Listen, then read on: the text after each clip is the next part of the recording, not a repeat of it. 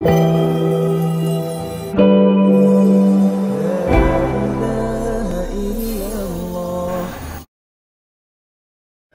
kita harus ikhlas kepada Allah Subhanahu wa taala, meningkatkan level kesabaran kita, meningkatkan level tawakal kita. Ini juga perlu, ya. Jadi bukan cuma orang-orang jahil saja yang perlu belajar tauhid, kita pun perlu belajar tauhid. Ya, karena kesabaran bertingkat-tingkat, keikhlasan bertingkat-tingkat, tawakal bertingkat-tingkat. Nah, kita perlu meningkatkan itu semua dengan mempelajari tauhid kepada Allah Subhanahu wa taala. Ya. Terlebih lagi, ya, banyak masyarakat yang salah paham tentang tauhid, ya. Mereka menyangka namanya tauhid itu adalah meyakini Allah adalah Tuhan. Jadi persangkaan mereka, selama kita tidak masuk ke agama lain atau selama kita tidak tidak meyakini ada pencipta lain selain Allah, maka kita masih muslim, masih bertauhid, ya. Sehingga mereka pakai jimat, kata mereka enggak jadi masalah. Mereka menyangka namanya syirik itu kalau meyakini ada pencipta lain, baru dikatakan apa? Musyrik.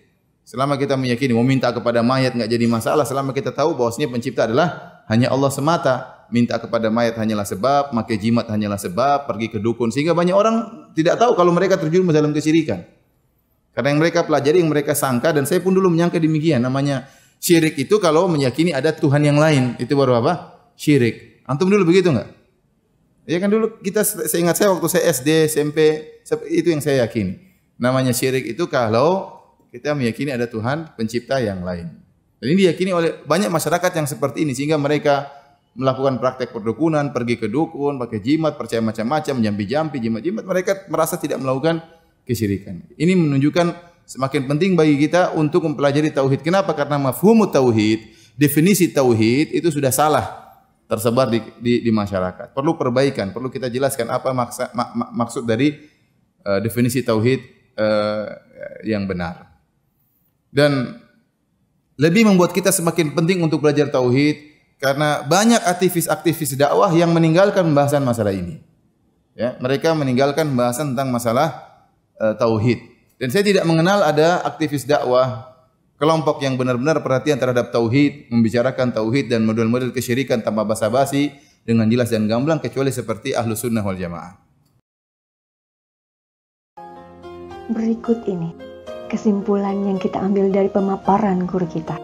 Semoga Allah Subhanahu wa taala merahmati. Sampai bertemu dalam pembahasan berikutnya dari sudut pandang Al-Qur'an dan Sunnah. Akhir kata dari admin, terima kasih atas atensinya. Kesempurnaan hanyalah milik Allah dan kekurangan ada pada manusia. Mohon maaf jika ada kesalahan, silahkan tulis di kolom komentar.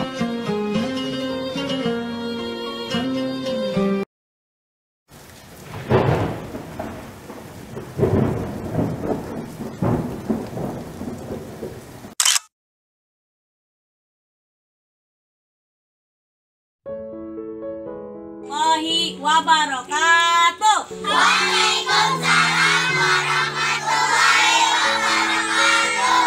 Apa kabar kalian? Baik. Alhamdulillah.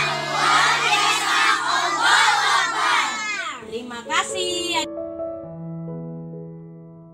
Yayasan Rumah Bakti Amanah, Rubama Foundation, didirikan untuk mengembangkan sumber daya manusia berbasis pemberdayaan terhadap generasi bangsa di masa depan. Generasi umat ini tak akan lagi menjadi bagian dari kumpulan manusia yang hanya tampak banyaknya saja, namun seperti buih di lautan. Akan tetapi, mereka adalah generasi yang mengedepankan fi'lul khairat, karya nyata dalam hidupnya, dengan pondasi keimanan dan ketakwaan yang kokoh dan matang. Hal ini menjadi sebuah tanggung jawab yang berat jika upaya penyiapan pembinaan generasi ini hanya dilakukan oleh segelintir orang. Namun, akan terasa lebih ringan dan indah jika dilaksanakan secara berjamaah dan melibatkan semua unsur yang bertanggung jawab atas kondisi generasi penerus bangsa.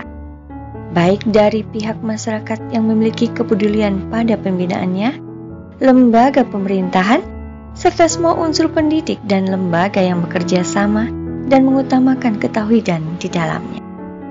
Apa kabar kalian?